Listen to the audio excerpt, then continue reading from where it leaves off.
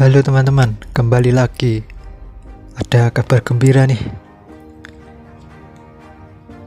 Ya, Kevin Dick telah resmi untuk siap bergabung membela timnas Indonesia. Kabar tersebut dikonfirmasi dari postingan Bapak Erick Thohir beberapa hari yang lalu ya.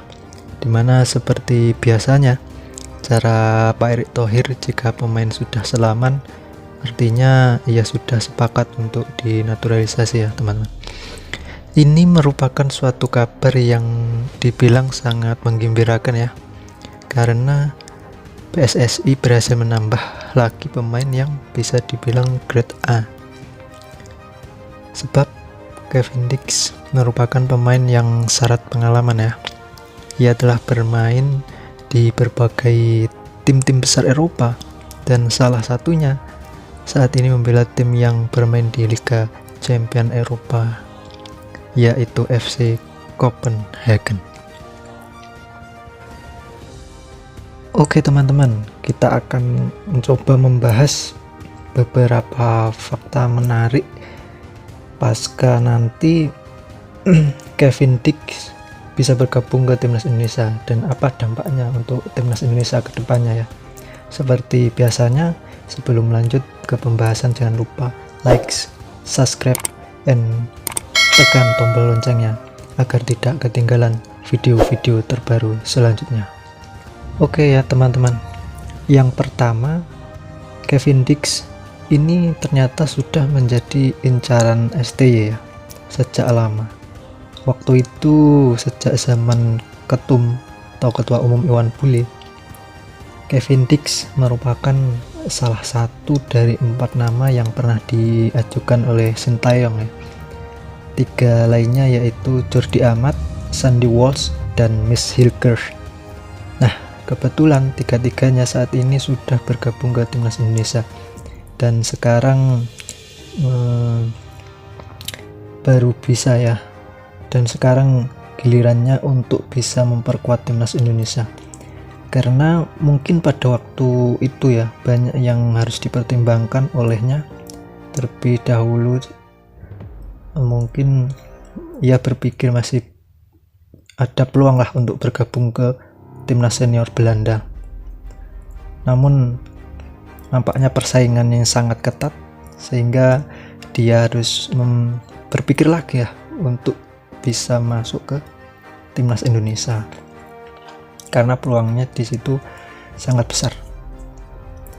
Kemudian yang kedua, pemain ini Kevin Dick merupakan pemain serba bisa. Kevin Dick ini bisa dikatakan pemain serba bisa ya teman-teman, karena bisa bermain di beberapa posisi seperti bek kanan, bek kiri, dan juga gelandang bertahan, defensive midfielder. Artinya ia bisa bermain fleksibel. Hal ini tentunya sangat jelas menguntungkan buat timnas Indonesia. Kemudian fakta yang ketiga ya teman-teman, Kevin Dick ini berpengalaman bermain di Eropa. Kevin Dick bisa dikatakan kenyang pengalaman ya teman-teman. Pengalamannya tidak perlu diragukan lagi karena ia sempat bermain di beberapa klub-klub besar Eropa yang bermain di Liga Champion Eropa ya, seperti Feyenoord Rotterdam pada tahun 2017-18 dan saat ini memperkuat klub asal Denmark ya, FC Copenhagen, yang juga bermain di Liga Champion Eropa dan sudah bermain hingga saat ini selama 40 pertandingan dan juga sudah mencetak 2 gol dan juga pernah membela timnas Belanda di level junior yaitu U19, 20, dan 21. Fakta yang keempat ya teman-teman, bahwa Kevin Dick ini banyak sekali raihan prestasinya dan juga memang pemain ini memiliki harga pasaran yang lumayan cukup tinggi lah. Nah, raihan prestasinya apa?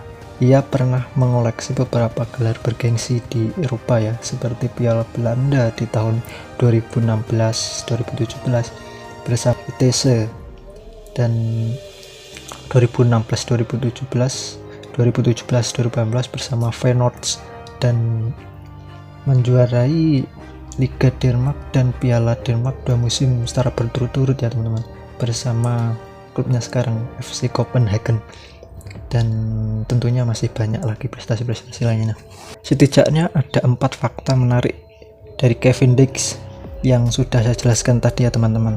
Nah, sekarang saya coba kaitkan dengan timnas kedepannya.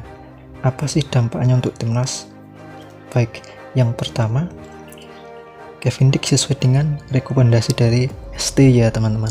Artinya di sini ada kecocokan antara permintaan dari pelatih dan pemenuhan dari federasi.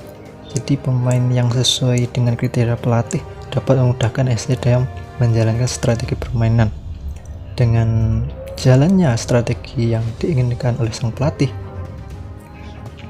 maka akan berdampak pada hasil pertandingan dan tentunya akan menambah prestasi timnas menjadi lebih baik lagi. Oke, yang kedua ya, pemain serba bisa. Nah, dampaknya bagi timnas apa? Mungkin ya, dampaknya bagi timnas adalah dalam hal ini seorang pelatih STY lebih banyak opsi pemilihan pemain ya, sesuai dengan strategi yang diinginkan. Artinya apa? Artinya skuad daripada timnas akan semakin tebal di berbagai posisi tentunya, dan sangat berguna apabila salah satu pemain pada posisi tersebut tidak bisa main, sehingga STY tidak perlu pusing-pusing lagi untuk mencari penggantinya. Kita ambil contoh saja, misalnya Kevin Dix ini ya, bisa bermain di beberapa posisi seperti di bek kanan misalnya.